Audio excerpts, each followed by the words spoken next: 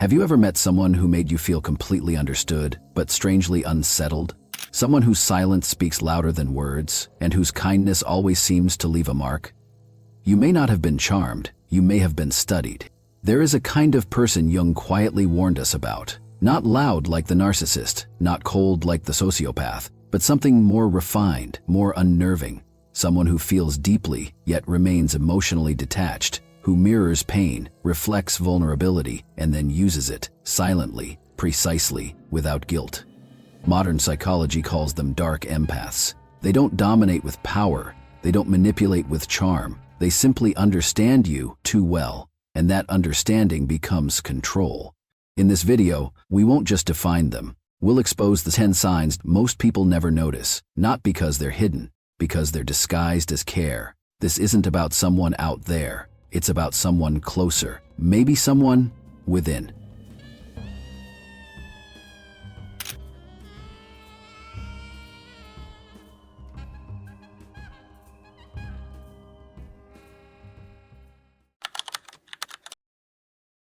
We fear narcissists because they demand attention.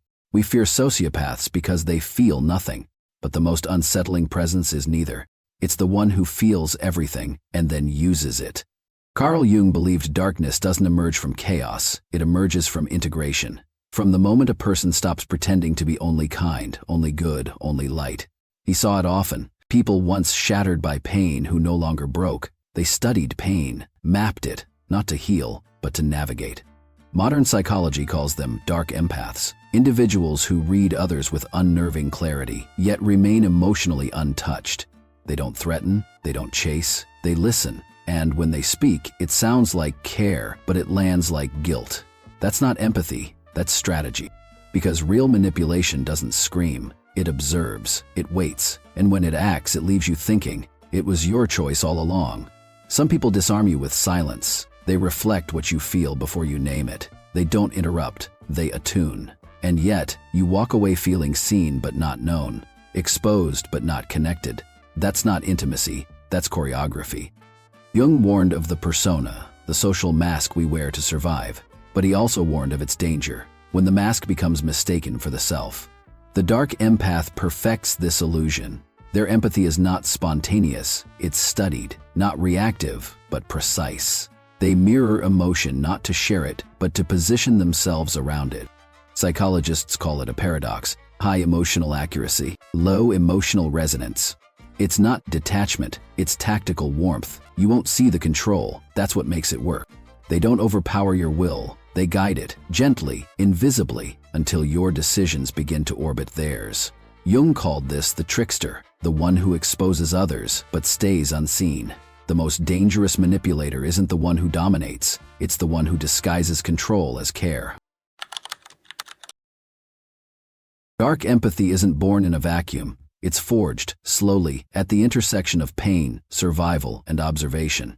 Every manipulative gesture, every precisely timed silence begins somewhere, not with malice, with adaptation.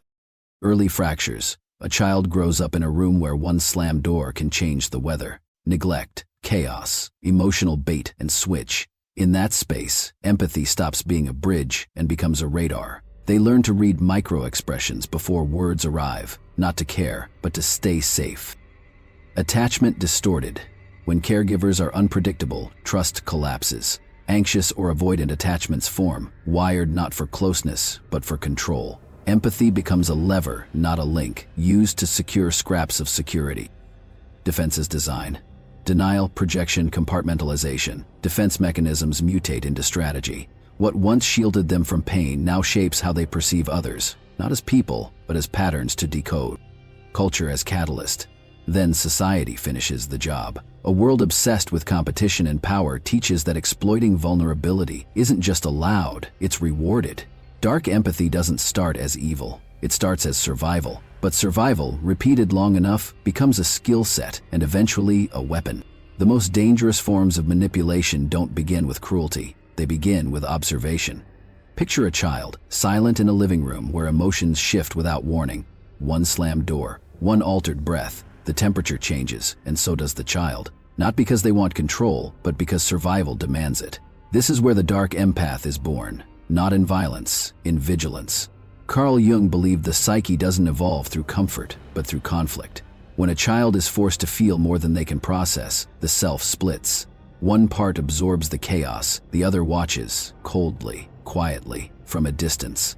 What once was empathy becomes radar, not to comfort, but to predict, not to connect, but to protect. Over time, this empathy loses warmth. It refines into strategy, precision, psychological pattern recognition. These individuals don't drown in emotion. They map it, memorize it, use it, and because they once lived inside pain, they know exactly where it hides in others. They don't yell, they don't threaten, they simply press where it already hurts. Dark empathy isn't about the absence of feeling. It's about the strategic use of empathy to control, manipulate, and dominate, all while appearing kind, emotionally intelligent, and self-aware. These 10 signs don't look dangerous. That's why you miss them. 1. Empathy as strategy, not solidarity. Dark empaths don't lack empathy. They often excel at it. But their version isn't rooted in compassion. It's cognitive empathy, the ability to detect what you feel without genuinely sharing it. They understand your emotional landscape with surgical precision, but not to connect. They use it as leverage. Your childhood trauma? Filed away.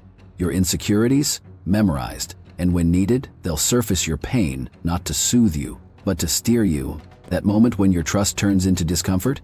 That's not coincidence. It's calibration. Their empathy isn't felt, it's deployed. 2.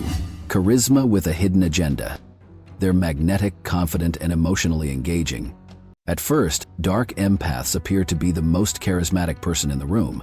They mirror your mood, make you laugh, remember small details, and that's exactly the point. It's not warmth, it's architecture. This charisma is designed to bypass your guard and build premature trust. You find yourself saying yes before thinking, offering favors you didn't plan, and craving their approval. Their likability is disarming, and that's what makes it so dangerous. It doesn't just draw you in, it lowers your defenses. 3. Emotional detachment beneath sensitivity. They appear deeply tuned into emotional nuance until it really matters. When someone is hurting, they'll say the right words, nod at the right time, even hold space. But when it's their turn to act, support you, follow through, or share the emotional weight, they don't. The affective layer of empathy is missing. They understand your sadness but don't sit in it with you. You feel seen but not held. It's not coldness, it's distance, deliberate and practiced. They know emotion is powerful, but they stay outside it. Observers, not participants. 4. Calibrated vulnerability.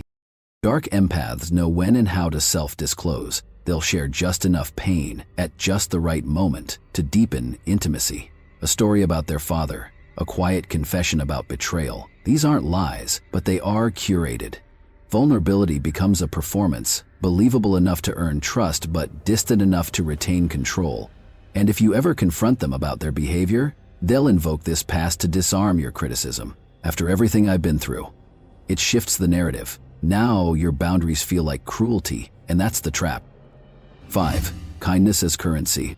They remember your coffee order, bring you soup when you're sick, send thoughtful texts just because. And yes, these gestures feel genuine, but weeks later, when you can't meet a request or draw a line, you'll hear it, after everything I've done for you.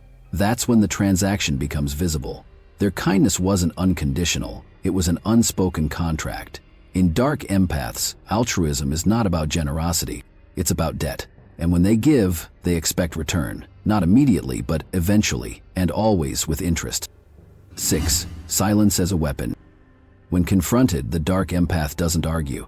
They don't explode. They go quiet. Not an overwhelmed silence, but one calibrated for psychological effect. A cold pause, an unreadable stare, a tension that says, "You've disappointed me." Suddenly, you're the one apologizing, not for what you did, but for daring to bring it up. This tactic isn't about conflict resolution, it's about control. It leaves you off balance, self-doubting, eager to fix the mood, and that's how they win arguments without ever having one. 7. Strategic withdrawal. They don't punish you with rage, they punish you with absence. After a disagreement, or even a boundary you've gently asserted, they pull back. Fewer texts, duller energy, a subtler tone. Nothing you can call out, just enough distance to make you question if you've done something wrong. This is not passive behavior, it's precision withdrawal. Their silence becomes your anxiety. And soon, you're the one chasing, softening, compromising. Not because you were wrong, but because they've weaponized retreat. 8. Aggression in disguise. Dark empaths rarely raise their voice, but they know how to hurt, quietly. They specialize in indirect aggression, the backhanded compliment, the guilt-laced sigh, the subtle exclusion from a group. It's the carefully timed silence after your success, the joke that lingers too long. These tactics leave no fingerprints, but they leave bruises. According to studies by Dr. Naja Haim, dark empaths score higher than average in both empathy and indirect aggression. They don't strike to injure, they strike to destabilize, and smile while doing it. 9. Masked morality. On the surface, dark empaths may appear deeply ethical, speaking out for justice, advocating empathy, or championing the underdog. But their actions often betray their words. Their empathy is selective, present when it earns praise, absent when it costs them anything. They may use moral language to elevate themselves or diminish you. In debate, they don't seek truth, they seek to win, and they'll use your values against you. I thought you cared about people. It's not ethics, it's emotional leverage dressed as principle. 10. High-functioning, high-risk. They're socially skilled, outwardly self-aware, and often succeed in professional or leadership settings. That's what makes them hard to detect. Unlike traditional narcissists or psychopaths, dark empaths can regulate their behavior. They don't unravel under pressure. In fact, they thrive in high-stakes environments because manipulation is part of their skill set. Recent studies show they are more goal-driven, fun-seeking, and power-oriented than their peers. They may not leave chaos in their wake, but over time they quietly bend environments to their will. And by the time you notice, you've already adapted to them. The danger of dark empaths lies not in what they lack, but in what they use. They possess empathy, charm, intuition, but none of it is rooted in care. It's all machinery, and the engine behind it is often invisible. They don't demand power, they absorb it, slowly, quietly, often while you're thanking them. So if someone seems too emotionally precise, too attentive in ways that leave you uncertain, ask yourself, is this connection or choreography? Because what makes a dark empath so dangerous is not how they feel, it's how they use what you feel against you. A dark empath rarely raises their voice. They don't need to. Their power lies in the subtle distortion disguised as care. Gaslighting, for instance, is not simply a lie. It's a psychological sleight of hand. The dark empath won't argue. They'll suggest, maybe you're just tired. And suddenly, your reality is no longer yours. Love bombing?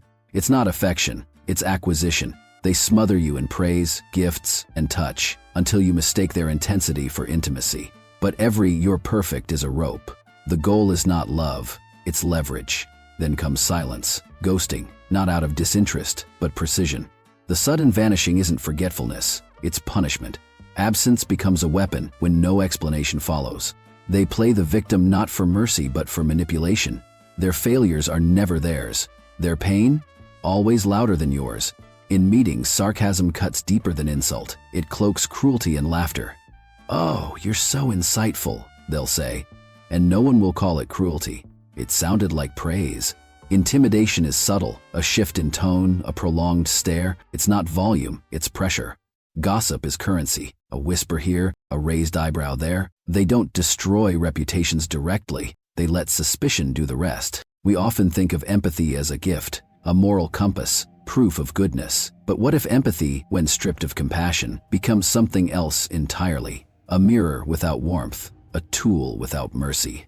The dark empath doesn't scream, doesn't strike, doesn't command. They understand, and that's what makes them powerful. In a world that praises emotional intelligence, few stop to ask, what happens when that intelligence serves only the self?